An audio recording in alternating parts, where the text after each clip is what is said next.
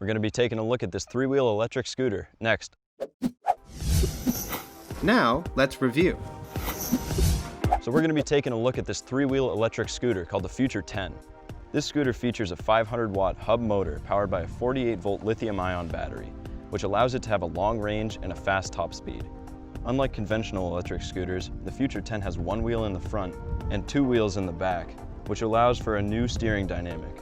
So this Future 10 scooter has a plywood deck. It's painted white, obviously. It's got some pretty sticky grip tape on it, which is good. You're not going to fall off. And it has the flares here so that when you're making sharp turns, you won't come in contact with the wheels. The three-wheel aspect of this scooter was not something that I was a fan of when I first started riding the Future 10. But after I spent some time with it, I actually grew to like it. The increased stability over a traditional two-wheeled scooter would be great for older or less experienced riders and great for commuting.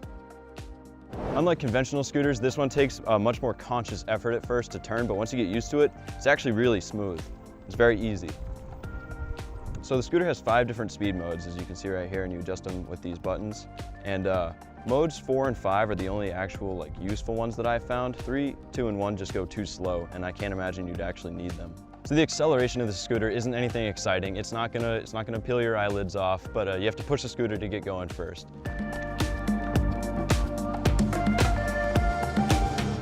The scooter doesn't feel slow when you're moving on it, and you don't really need it to have fast acceleration because you're just probably going to be cruising through the city on this thing. You don't need to be flying.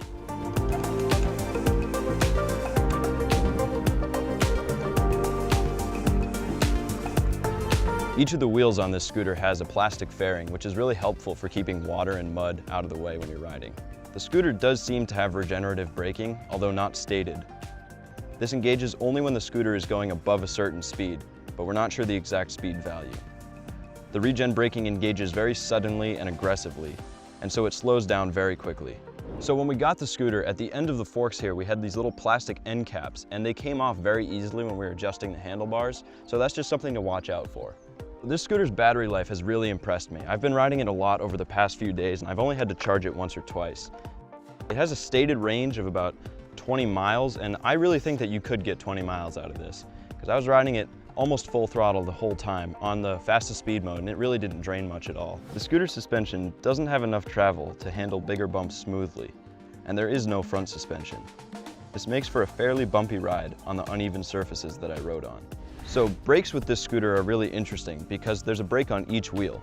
In the front you have the regen braking with the hub motor, and then in the back you have a disc brake on each wheel. So when you first grab the brakes, you start braking with the front regen braking. And then as you continue to squeeze on the brakes, the disc brakes in the back will grab and slow you down to a stop.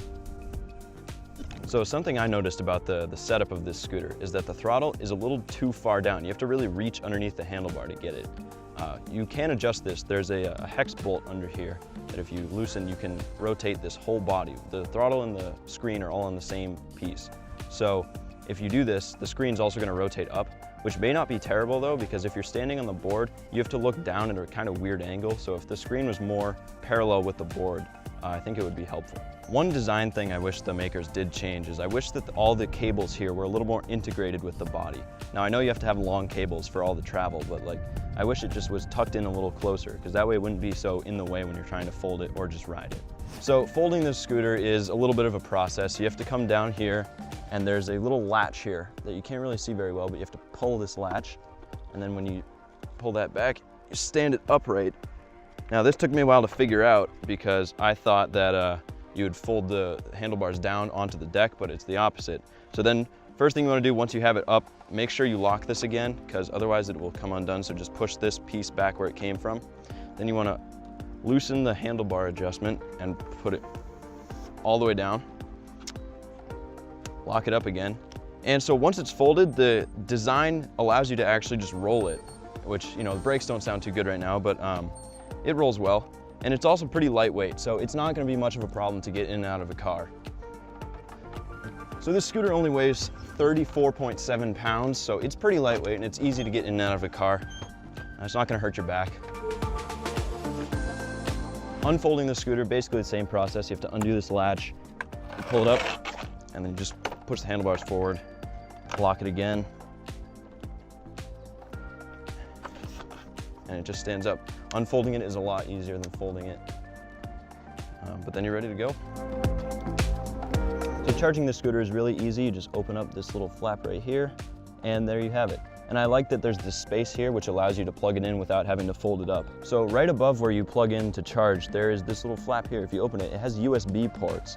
And now I'm not really sure what the practical use of these would be while you're riding, but I mean, I suppose if you stop somewhere and you have low battery on your phone, you could just plug it in and charge it from the scooter's battery. So this could be helpful in some situations.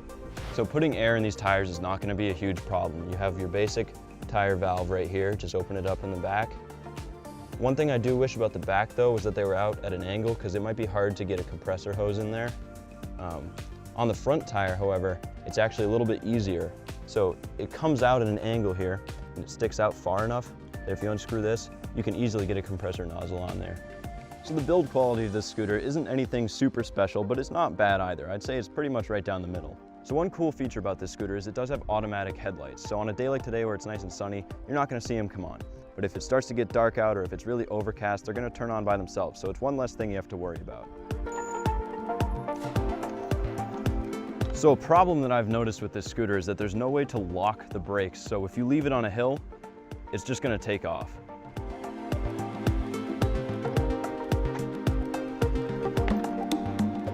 Thanks for watching. Now let's review.